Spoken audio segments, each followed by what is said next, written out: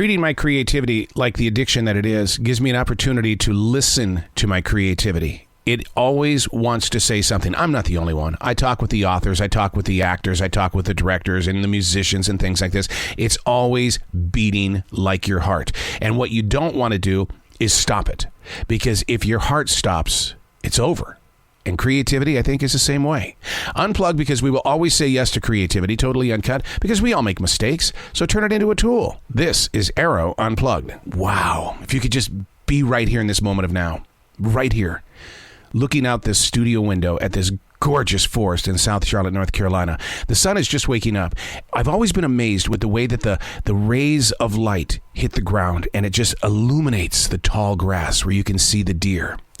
And the little child in me is going, man, I wish I could just see what else is in that tall grass. But then I begin to fear, because I know I'm in snake country. I mean, you don't know where the copperhead is laying. You don't know if there's snapping turtles out there. Well, I do know that, but I have never been bitten yet. Yet, the key word, because if I go walking through tall grass and I interrupt this turtle, well, then I'm just asking for trouble. But from this place, this moment of now, to see this, only to think that in 1997, it was once just a lawn. A lawn. You know, you see that on the everyday streets. And one day, because I was being lazy, I said, I don't want to mow the lawn anymore. And I started doing some research about this one particular area of North Carolina. And I realized that before people arrived here to live in these homes, it was a forest. A nice thick forest with wild grapes and wild roses. And I can see the lake that they wrote about way back in the early part of the 1900s. And what they said is that people came here to play. They would escape their worlds far, far away. They would take dirt roads to get here, to go play in the lake and to eat the wild grapes. And I said, I want that. I want that. And that's why we planted 1,700 trees. And yes, the beautiful lawn went away, but I replaced it with all of this, the nature, the owls. I hear that hawk every single morning. I see the deer, the snapping turtles. Hey, it's Arroe. This is The Daily Mess, a chronological walk through an everyday world. I am a daily writer. And you know what the funny thing is?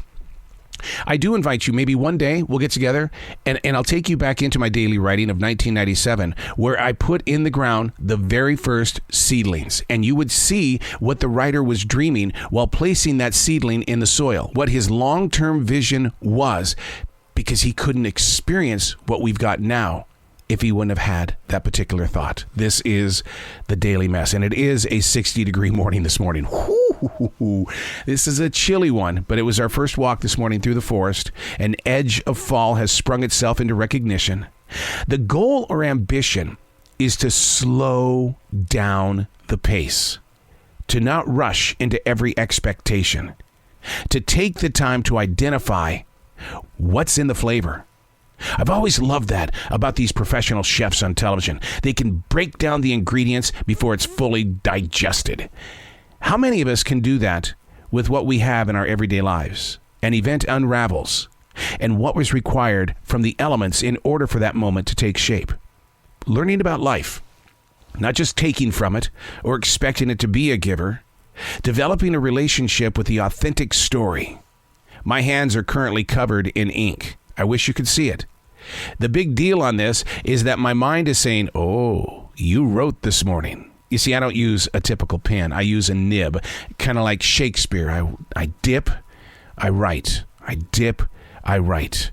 If you don't like ink on your hands, I don't suggest that you try that. But man, the flow of those words, dip, then write. I do greet the trees every sunrise. The reason why is because if I didn't have paper from those trees, I would have nothing to write. What is happening on your personal journey that you're racing by and you're missing the purpose, the plan? Maybe that seed for somebody else to be inspired by. What's happening on your side of the speaker where you could say, wait, slow down the pace. What are the ingredients? Now I can savor. This is why this is happening. Yeah. Now I respect it. I'm Arroe, and that's The Daily Mess.